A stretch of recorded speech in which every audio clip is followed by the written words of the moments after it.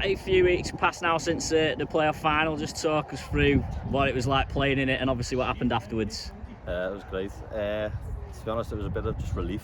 I think we all expected to go up after the big run we were on, and it was a bit of a shame we fell short to South Shields. I think we would have done that early in the season, we would have been better off, but no, I think we deserved it in the end for the performance we did leading up to it. I think the Matlock one comes to mind. That was probably the best game we've played this season, and then just to get over the line, I mean, it was a bit dramatic in the end, but no, it was relief when it happened. Like you say, you were on that big unbeaten run, and the longer it went on, I mean, I remember saying to Bees, you know, if you make it 26, you get promoted, and there you hit that blip at South Shields, but you didn't let that sort of derail what you were trying to do. No, I remember saying to the lads after the South Shields game, obviously we knew it was going to be a tough ask to obviously win, and by the time we got to South Shields, we'd already not got the chance to go and win the league. But I remember saying to the lads, that's not our game. That's not our game to win. Obviously we've got the 2 games afterwards, the 3 games afterwards, because we had Hyde in between, and we responded well against Hyde. We played well against Hyde. And then obviously took it into the playoffs, and the first game of the playoffs, like I said, was probably the best performance, and then the second game just all about the result really, wasn't it?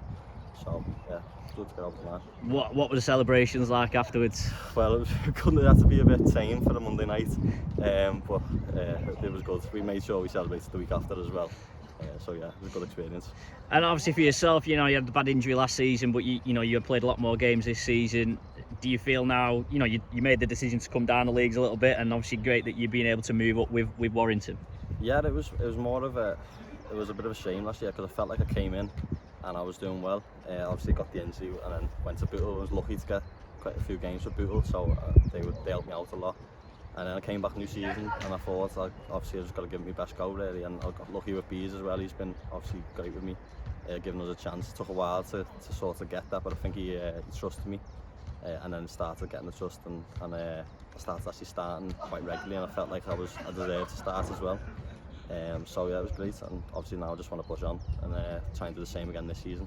Yeah, because obviously as a young player, I guess you still have dreams of playing higher up the leagues, and it'd be nice to be able to do that at this club. Yeah, that's what it is. I said to Bees, I said I want to play as high as possible, and obviously the fact that we've gone up is brilliant. I wouldn't want to be anywhere else playing. Obviously with the trust that the manager's got, you've just got sort of you feel a bit more confident to play when you know you've got the manager's trust behind you. And then obviously when we've gone up, it's a no-brainer, isn't it, really, to stay and to obviously try and go again with Warrington. Made it felt like home.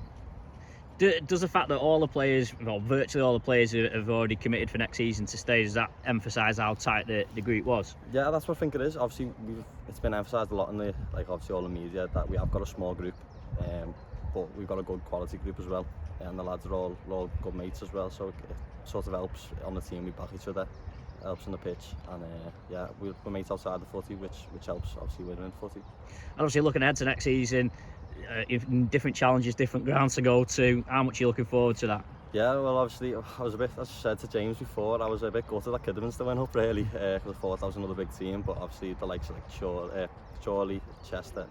Chester, Kidderminster obviously went up, and Scunthorpe obviously was the big one that everyone's going on about. It's going to be a good experience for myself really, playing in bigger grounds. I'm looking forward to it loads, yeah. Did you and the players feel it, obviously as the season went on, obviously crowds were quite good last season, I think averaged nearly 800, and then last 3 games certainly we had 1,500, 2,000, 2,500 for the players. Did you feel that it was growing during the season and that fan support behind you? Yeah, we've seen it before. The fans have grown year on year, and it's great. Obviously for me, I want to play. I think everyone actually wants to play in as big a crowd as possible, and to have like a lot of home support, it gets behind you and it sort of lifts you. You want to lift your level for it. So hopefully we can do that again this year, and obviously get more fans behind us, like there was for the playoff final. Obviously we've seen it. We sold out the stadium really fast. So hopefully we can sort of replicate that in a few more games next year. Obviously we've got some big teams coming, so it'll be great to see that. What do you do with your time off in this before pre-season kicks in again? I had a little rest. I think we all deserved one after the final. So I had a couple of weeks, and then obviously just back to it really, just getting the runs in. Which is obviously it's probably the worst part of the season by far. But I just can't wait to get back on the footy really. I've just been keeping myself ticking over. But I think we're back in soon now, so I'm looking forward to that. Hopefully getting the footy again and start getting a feel for it.